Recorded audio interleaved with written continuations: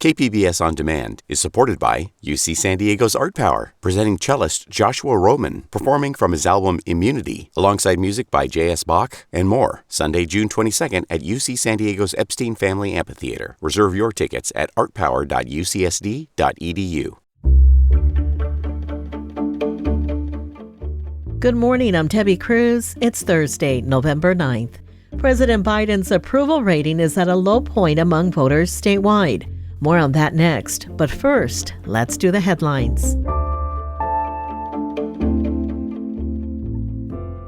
Unofficial results show Democrat Monica Montgomery Stepp winning the District 4 County Supervisor seat.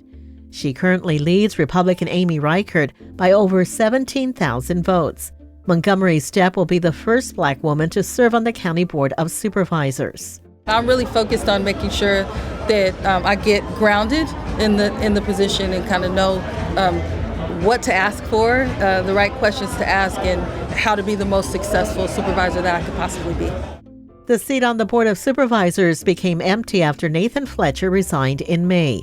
The next release of unofficial results will be posted at 5 p.m. today. Results must be certified by December 7th. The Board of Supervisors approved funding a study of the Vista Jail. It would look at ways to improve jail operations and recommend whether the jail should be renovated or newly constructed. Sheriff's officials say the goal is to help break the cycle of crime by offering better health care, substance use disorder recovery services, and reentry programs. The city of San Diego set a new record of diverting 71% of its waste from landfills last year. That's progress towards its goal of adding zero waste to landfills by 2040. City officials say it means San Diegans are recycling more and it helps address climate change. But the city is still behind schedule. Officials had aimed to reach 75% diversion by 2020. From KPBS, you're listening to San Diego News Now. Stay with me for more of the local news you need. KPBS On Demand is supported by UC San Diego's Art Power, presenting cellist Joshua Roman, performing from his album Immunity, alongside music by J.S. Bach and more. Sunday, June 22nd at UC San Diego's Epstein Family Amphitheater. Reserve your tickets at artpower.ucsd.edu.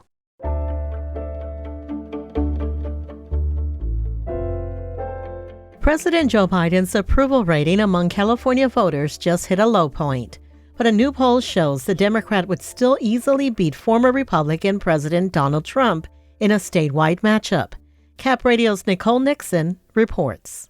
The UC Berkeley Institute of Governmental Studies poll shows Biden's approval in California is underwater for the first time in his presidency. 52% of registered voters disapprove of his performance, compared to 44% who do. The same poll shows Trump far and away the top presidential choice among California Republicans. He's more than 45 percentage points ahead of the second choice, Florida Governor Ron DeSantis. Governor Gavin Newsom's approval ratings also took a dive this week. For him and Biden, the drop-offs came from moderate and unaffiliated voters, which pollsters say should be a warning sign ahead of next year's election. That was Cap Radio's Nicole Nixon.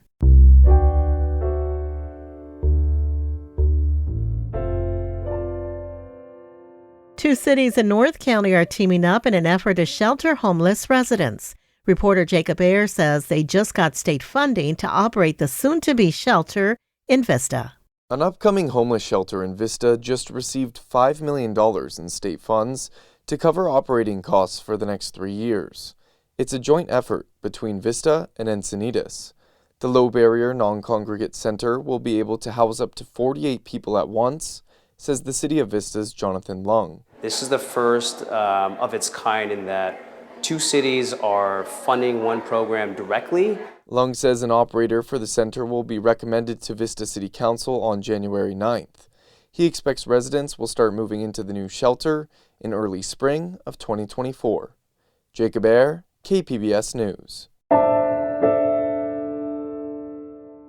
The San Diego Tourism Authority released new figures of visitor spending for the 2023 fiscal year. Reporter Melissa May has the details. The San Diego Tourism Authority estimates 30.5 million visitors made their way to San Diego during the 2023 fiscal year and generated $23.48 billion in total economic impact. Julie Coker is the president and CEO of the San Diego Tourism Authority and says visitor spend is what tourists leave in their destination. In other words, all the money they spend here. She says the 2023 fiscal year exceeded the 2022 fiscal year by over $1 billion. We had record-breaking visitor spend, $14.2 billion. We also had record-breaking TOT collections, which is essentially hotel tax, at $418 million in the county. One area the Tourism Authority says needs improvement is international visitors, and they expect those numbers to recover by the end of 2024. Melissa May, KPBS News. Coming up, we learn more about what the sale of the San Diego Union-Tribune means for the community. That and more just after the break.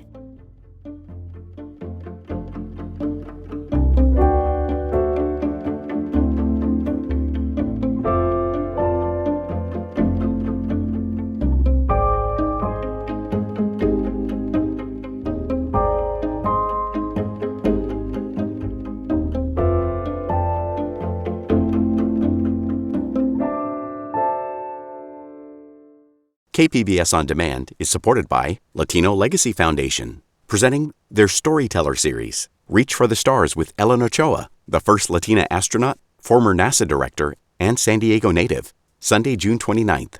More at latinolegacyfoundation.org.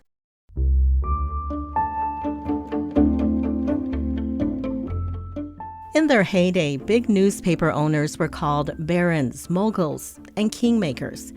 But KPBS investigative reporter Amita Sharma says far less regal names are used to describe the new owner of the San Diego Union-Tribune. She's here with me now to explain why. Welcome, Amita. Oh, it's good to talk to you, Debbie. Amita, you write that the UT's new owner, Alden Global Capital, is described as a vulture, a villain, even a vampire. Can you explain what you mean? Well, Debbie, Alden's subsidiary, first it was called Digital First Media, then Media News Group, has pretty much a well-established practice of just gobbling up once storied newspapers across the country, like the Hartford Courant, the Denver Post, the Boston Globe, and hollowing out their news staff, leaving the communities that these newspapers are in with barely their news coverage. John Slois is the head of the newspaper reporter union called News Guild CWA. He describes what Alden does to newspapers as a cash extraction model. It's similar to what private equity funds have done to other industries like nursing homes, grocery store chains, even veterinarian clinics, just to name a few. So the first thing they do is they push buyouts. They try to get a lot of people to leave. They'll sell the newsroom and they'll then push people to work from home. And they then will just try to cut as many things that they can and not pay for, supplies like pens and notebooks or computers, basically extracting all the assets and then cutting costs and raising prices as much as they can to get double-digit profit margins. So what is known about Alden's profit margins for its newspapers? Well, it's privately held, so not much is known. But back in 2017, a news business analyst by the name of Ken Doctor got a hold of Alden's financials from a source within the company. And the document he was given showed that its newspaper owner subsidiary, again, which was called at one time Digital First Media, made $159 million that year. Now, that amounts to about a 17% profit margin. As a comparison, just to give you a little bit of perspective, the New York Times profit margin is around 10%. People who've studied Alden say its profits have even reached 30% at much smaller newspapers. But Doctor says even the 17% figure from the documents stood out for insiders. This shocked people within the newspaper industry because the prevailing thinking is newspapers are spiraling down. But if you cut enough and you maintain your sources of revenue, advertising, and circulation, you are still making money. But Amitha, newspapers and consequently local news coverage has been shrinking for years now. What's different about Alden? You're absolutely right, Debbie. Alden has only accelerated the process because newspapers really haven't been doing well for some time. And because of that, they became easy prey for Alden. Newspapers actually started weakening in 2005 because of lost ad revenue, dwindling market share, and poor circulation in the internet age. Doctor says the turning point really came during the Great Recession. Google and Facebook were starting to take money from it. And what happened then was that 19% of the revenue of the daily newspaper industry vanished in the Great Recession and has never come back. Amitha, as you know, the San Diego Union-Tribune has a long history in this region. Before its merger in 1992, the San Diego Union started publishing in 1868, and the Evening Tribune formed in 1895. What's the takeaway from Alden's purchase of the paper? Look, people who have followed Alden's trajectory are dishing out hardcore warnings to San Diegans who've really come to count on the paper as the paper of record in this community, in this county, basically just chronicling local government, and all that comes with it, commission meetings, school board meetings, county supervisors meetings, and public corruption in general. I spoke with investigative reporter Julie Reynolds, who has written extensively about Alden. And she said the region's residents really need to understand what's at stake for their hometown paper. She said further diminished local news coverage should not be an option because of how intertwined it is with our system of government. It's essential. And there's a reason the press is in the Constitution, that is protected in the Constitution. It's essential to our democracy. End of story. Amitha, thank you so much for speaking to me today. Thank you, Debbie.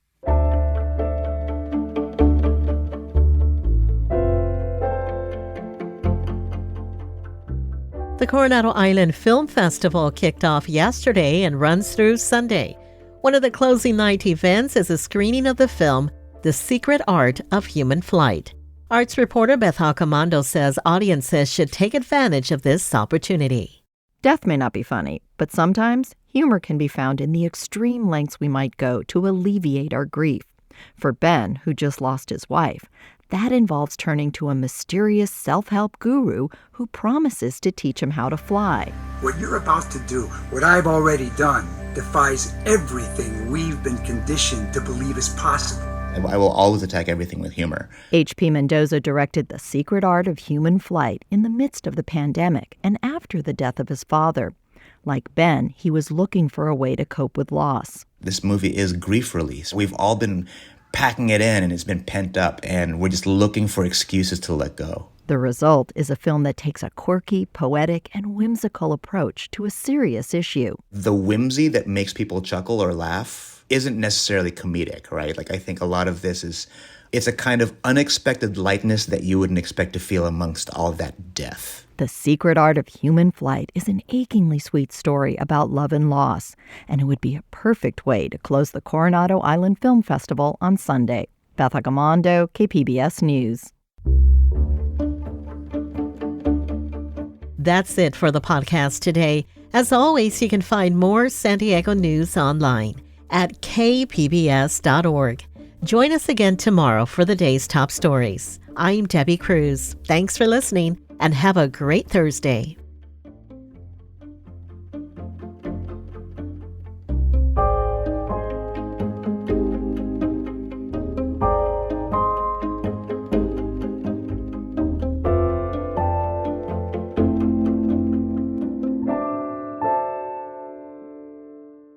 KPBS On Demand is supported by UC San Diego's Art Power, presenting cellist Joshua Roman, performing from his album Immunity, alongside music by J.S. Bach and more, Sunday, June 22nd at UC San Diego's Epstein Family Amphitheater. Reserve your tickets at artpower.ucsd.edu.